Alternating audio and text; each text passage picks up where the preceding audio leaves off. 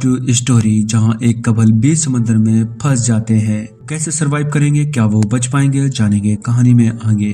तो कहानी शुरू होती है हमारे मेन कैरेक्टर्स जिनका नाम होता है डैनियल और सुसैन, जो एक कपल होते हैं। उनके ऑफिस की छुट्टी होती है, इसी वजह से वो एक आइलैंड पर जाने का प्लान बनाते हैं ताकि वो अपनी छुट्टियों को अच्छे से एंजॉय कर सकें। डैनियल अपने दोस्त को कॉल करके सारी जिम्मेदारी समझाकर सुसैन के साथ अपने सफर पर निकल पड़ता है। वो एक बीच में पहुंचते हैं, समंदर के किनारे एक होटल में वो रुकते हैं। ठंडी हवा और दोनों के चेहरे पर एक सुकून भरी मुस्कुराहट थी। ये उनकी परफेक्ट हॉलिडे होने वाली थी। सुसैन फोटोज क्लिक करती है, पर उन्हें क्या पता था कि ये छुट्टी उनकी जिंदगी की सबसे भयानक लड़ाई बन जाएगी। एक ऐसी लड़ाई जहां दुश्मन है खुद समुद्र। वो दोनों रूम में बढ़िया एंजॉय करते हैं और आराम।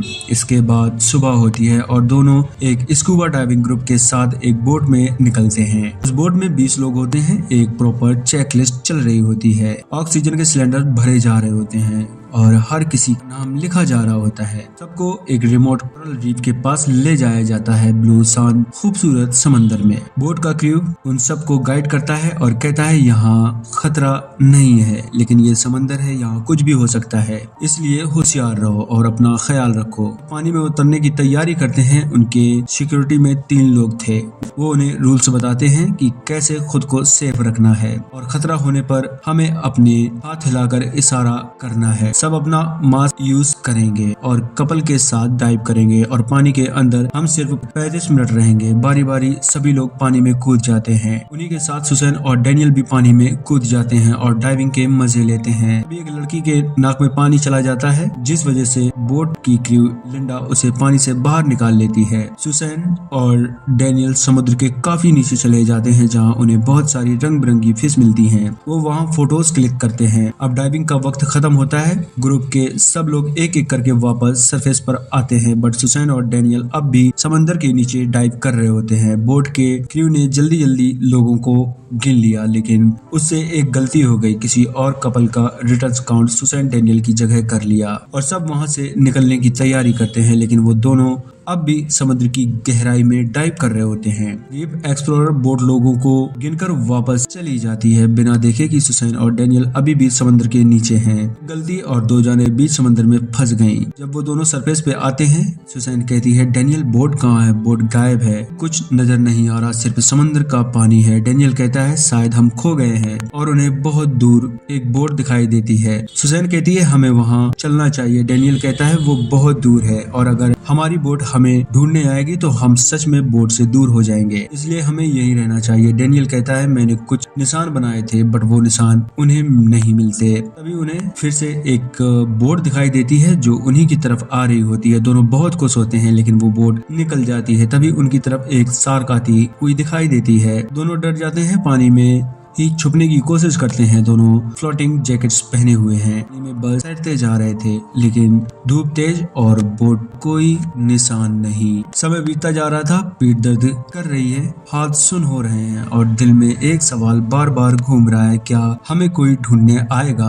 क्या बोट हमें मिल जाएगी। समंदर की लहरें, चारों तरफ पानी और सन्नाटा, इसलिए दोनों टाइम पास करने के लिए गाना गाने लग जाते हैं। अचानक पानी के अंदर कुछ हिलता है। सुसैन चिल्लाती है कुछ था नीचे, मुझे काटा है। डैनियल आंखों से पानी हटाता है और नीचे कुछ दिखाई नहीं देता। दोनों उस जगह से तैरना स्टार्ट कर देते हैं और उससे थोड़ा दूर आकर रुक जाते हैं। सुसैन रोना स्टार्ट कर देती है। डैनियल उसे हिम्मत देता है और कहता है हम जल्द ही निकल जाएंगे। तभी उन्हें फिर से एक बोट दिखाई देती है। वो खुशी होते हैं और अपना हाथ हिलाते हैं, बट वहां से कोई रिस्पॉन्स नहीं आता और वो लोग निकल जाते हैं। थोड़ी सी उम्मीद बनी, लेकिन जल्द ही टूट गई।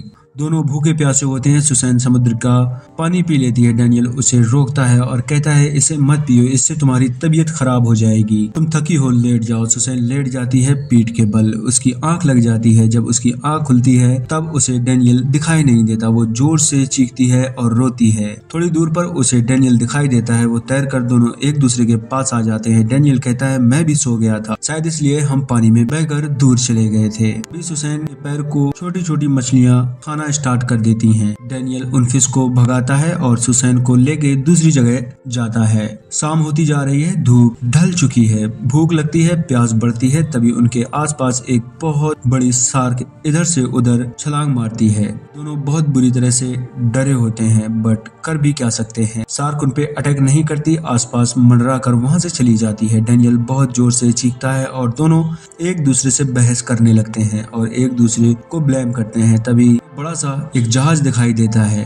वो जोर से चीखते हैं और जहाज की तरफ बढ़ते हैं, लेकिन जहाज उनसे बहुत दूर था, वहां तक पहुंचना नामुमकिन था। दोनों को समझ आ गया था कि अब जिंदगी खत्म समझो, इसलिए वो अपना लड़ाई झगड़ा बंद करके तैरना शुरू कर देते हैं। तभी सुसैन अपने बैग से कुछ कैंडी निकालती है जो उसने शुरू में अपने बैग में रखी थी। दोनों कैंडी खाते हैं। एक शार्क पास से निकलती है और इस बार शार्क डेनियल के पैर में काट लेती है। डेनियल चीखता है, पानी लाल हो जाता है। सुसैन उसका हाथ पकड़ती है, चिल्लाती है, यहाँ से निकलो डेनियल प्लीज। और सुसैन पानी के नीचे उसका घाव देखने जाती है। डेनियल दर्द में चिल्ला रहा होता है। सुसैन पानी के नीचे जाकर उसके जख्म पर पट्टी बांध देती है। डेनियल पागल सा होने लगता है। सुसैन उसे संभालती है और चुप कराती है। अब वक्त हो जाता है रात का, डर 2 गुना बढ़ गया। डेनियल कहता है, हम नहीं बचेंगे, कोई सहारा नहीं, कोई बोट नहीं, सिर्फ हवा की चीख और समंदर की खतरनाक लहरें हैं और ये बादल की गरज। डेनियल थोड़ा थोड़ा बेजान होता जा रहा है। सुसैन उसे संभालती है मगर उसकी सांसें धीमी पड़ रही होती हैं। दोनों रोते हैं, चीखते हैं, बट उन्हें कोई सुनने वाला नहीं होता। सुबह होने से पहले डेनियल की डेथ हो जाती है। सुसैन अब अकेली है इस खतरनाक समंदर में। वहीं दूसरी तरफ बोट के क्रू को सुसैन और डेनियल का कार्ड मिलता है। वो दौड़कर ऑफिस जाता है और वहां जानकारी देता है। सब बोट्स और हेलीकॉप्टर से उन्हें ढूंढने के लिए निकलते हैं। सुसैन अब अकेली समुद्र में डेनियल के लाश को अपने साथ लेकर तैरती है और तभी एक शार्क फिर से दिखाई देती है जो सुसैन के आसपास ही टहल रही होती है। सुसैन कुछ नहीं कहती, सिर्फ डेनियल की बॉडी को देखकर आंखें बंद कर लेती है और अपनी लाइफ जैकेट निकालकर समुद्र के नीचे चली जाती है। नो स्ट्रगल, नो स्क्रीम, बस एक सरेंडर, और समुद्र के अंदर चली जाती है। 24 घंटे सरवाइव करने के बाद दोनों अपने आप को समुद्र को सौंप देते हैं और यहीं पर हो जाता है इस जबरदस्त ट्रू स्टोरी का समापन था।